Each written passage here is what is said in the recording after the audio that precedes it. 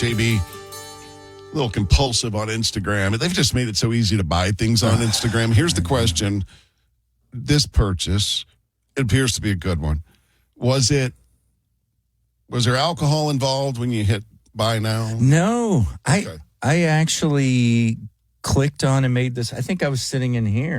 I was involved in this purchase. Oh, you were? Yeah, it was in here this one morning, probably 30 days ago.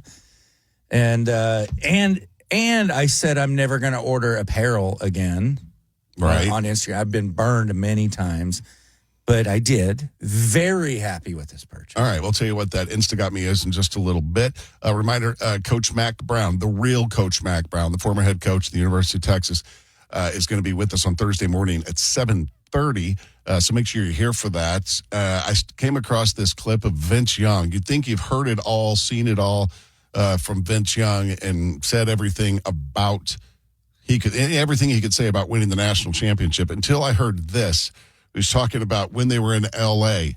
and how they got disrespected by a fan at a Fridays of all places. Here's Vince Young. This is interesting. This is from the Stampede podcast. What pissed me off was me, Justin Blaylock, Lyle Sinline, Casey, and Selvin went to TJF Friday in L.A. to get some wings, to hang out. And when the U.S. fans gave us,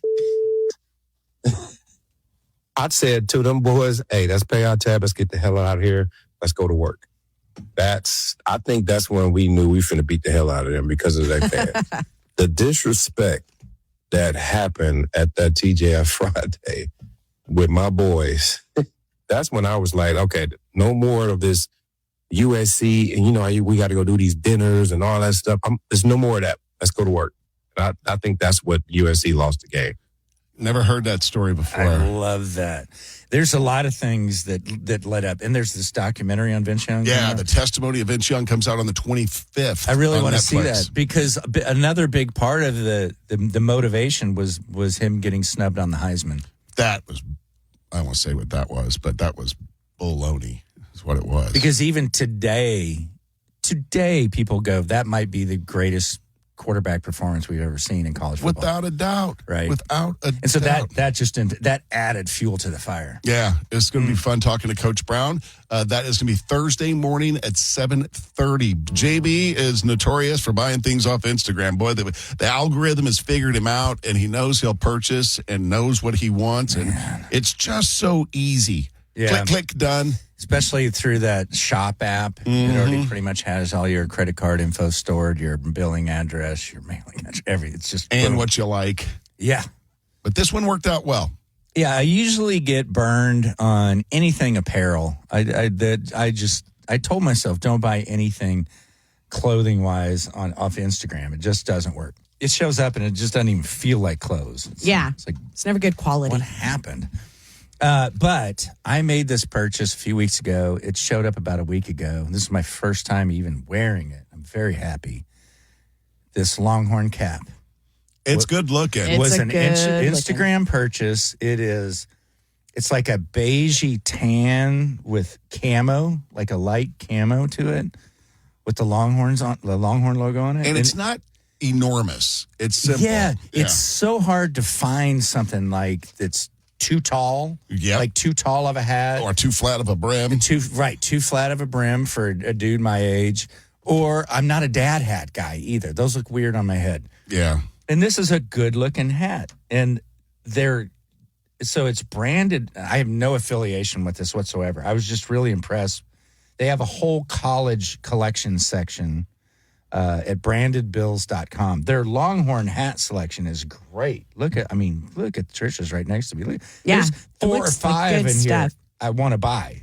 Like you can get this same hat with different colored camo.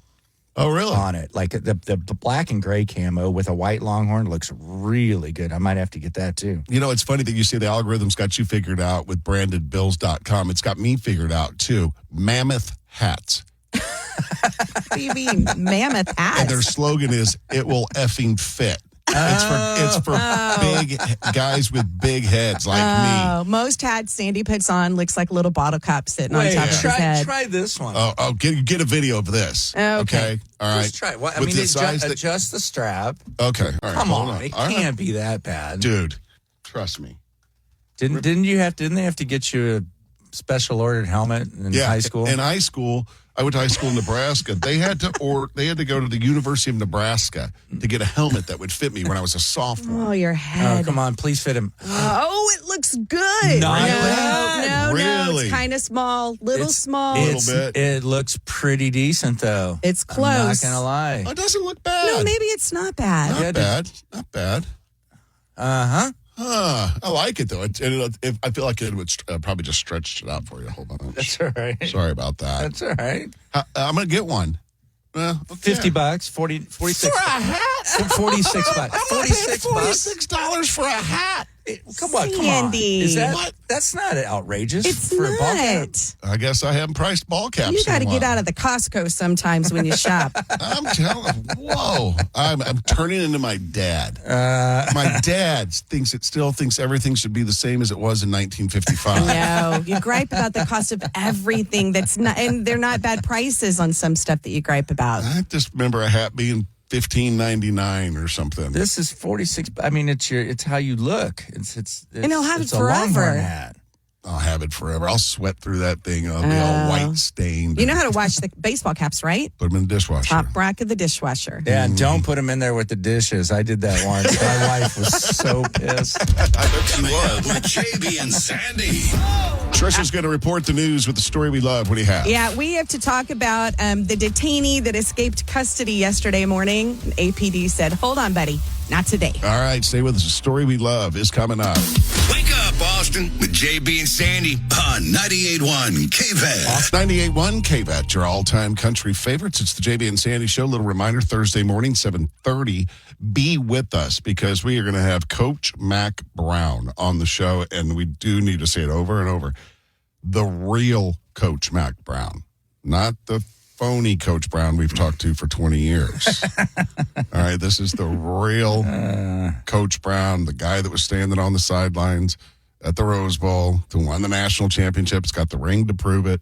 He's going to be on with us Thursday morning. And of course, he'll be talking about his podcast, which is great, by the way. Mm-hmm.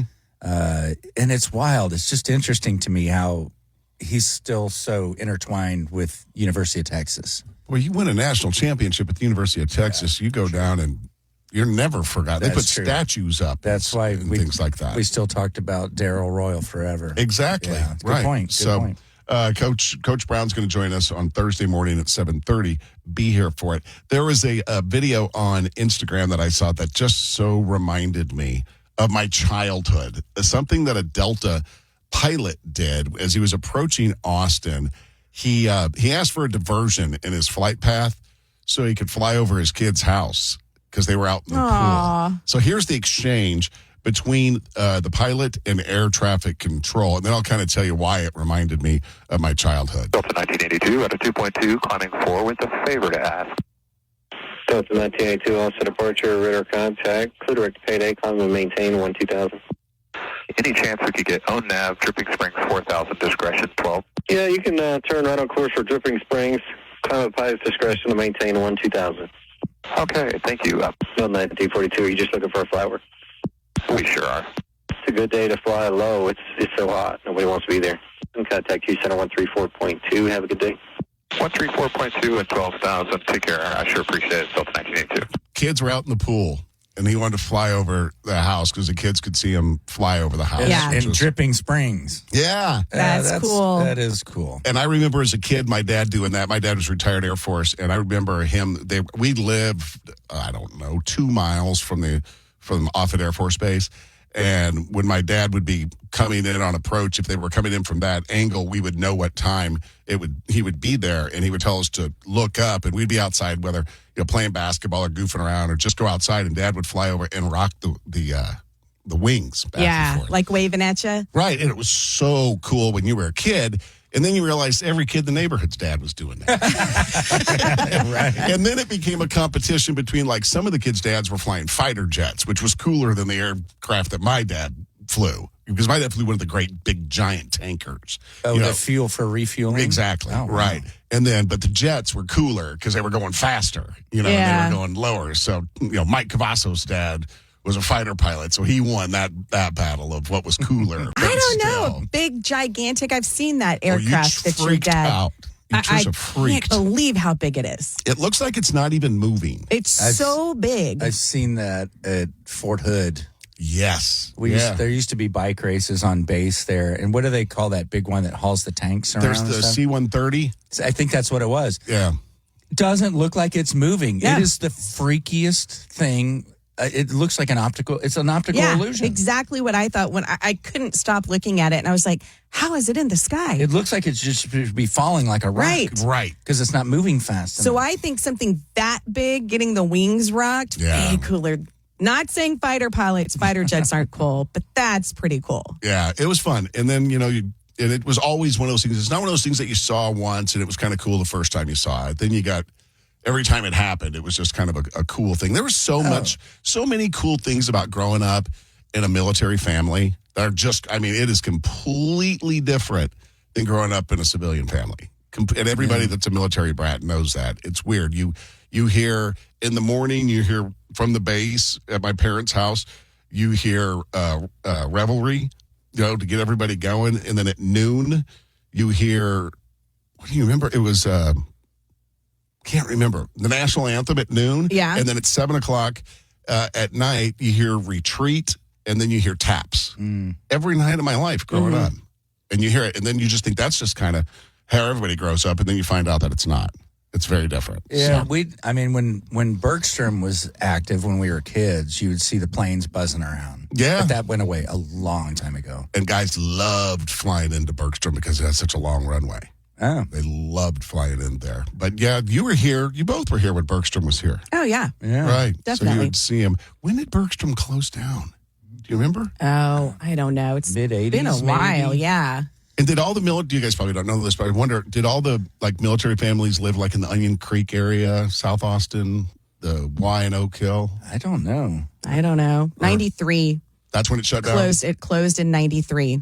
Man, that was a bummer when they closed that down. It was probably a great place to get stationed. You tell them, you know what I mean? Like you go, well, sorry, you got to move from Austin, but we're going to send you to Bangor, Maine.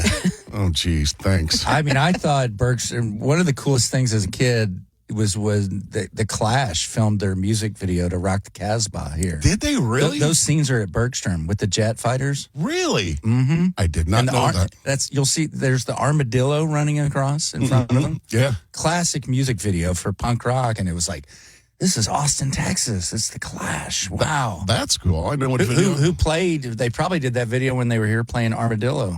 Oh, the world headquarters. Mm-hmm. Huh. I did not know that. Next time, if you see that, where do you see music videos? You can pull it up on YouTube. But it was all in and around Austin. You'll recognize a lot of things. All right, we'll check that out. 19 minutes until 9 o'clock. Again, a chance for you to win a trip to the iHeart Music Festival coming up at 9. It's the JB and Sandy Show. Stream the podcast version of the show. It's available on the iHeart Radio app. Search JB and Sandy.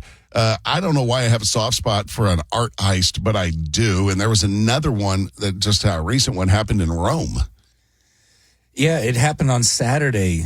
They value these paintings at 70 to 80 million euros. That's a lot of dollars, too, I guess. I don't know what euros to dollars are, but it's comparable. 80 million of anything is a lot, right? Yeah, you're right. Who'd they steal? Anybody we heard of? Really? We get some art world favorites. Yeah. If it's not Charles Schultz, we probably don't know who it is. There's the big players, but Antonello da Messina. Oh, yeah, never heard of him. Renaissance painter. Probably a big deal in his day. Yeah, so I always wonder, because based on movies, they're always like, this is the one we're getting, right? Like when they're planning out the big heist and there's laser security. So for stuff like these and the Louvre, they just used a ladder and crawled up to a balcony and grabbed stuff. I wonder if they're just grab the first thing you come to, or if they're these are the ones we need to get. And then what do you do with it? Yeah, I don't know what you do with it, to be honest with you. You can't share it with anyone. You can't tell anyone you have it. Is it just some creepy people that keep it and just sit there, stare at it? Just know that they did it? Yeah, that's probably what it is. Yeah, it's they can get away with it. They just found that Picasso that was stolen in 2018 in some abandoned apartment in Milwaukee, like a week or so ago. A Picasso. A Picasso needs to be in a better place than Milwaukee. I know, you feel like it should go somewhere exotic. Right. So they're Milwaukee. next to the Big Ragu and Laverne and Shirley and them for the Picasso. Doesn't make any sense. Remember there was a rash of, you were just talking about bank robberies. And I remember in Austin, like 15 years ago, we were having a bunch of bank robberies. Yeah. Just broad daylight. I have a buddy that he woke up one morning and saw one of his best friends on the front page of the Statesman on the surveillance cameras walking out having robbed a bank. His name was Squirrel. Squirrel. Squirrel. Wow. Squirrel robbed a bank. I don't know what his real name was, but everybody called him Squirrel. I'm like, dude, you know a real life bank robber.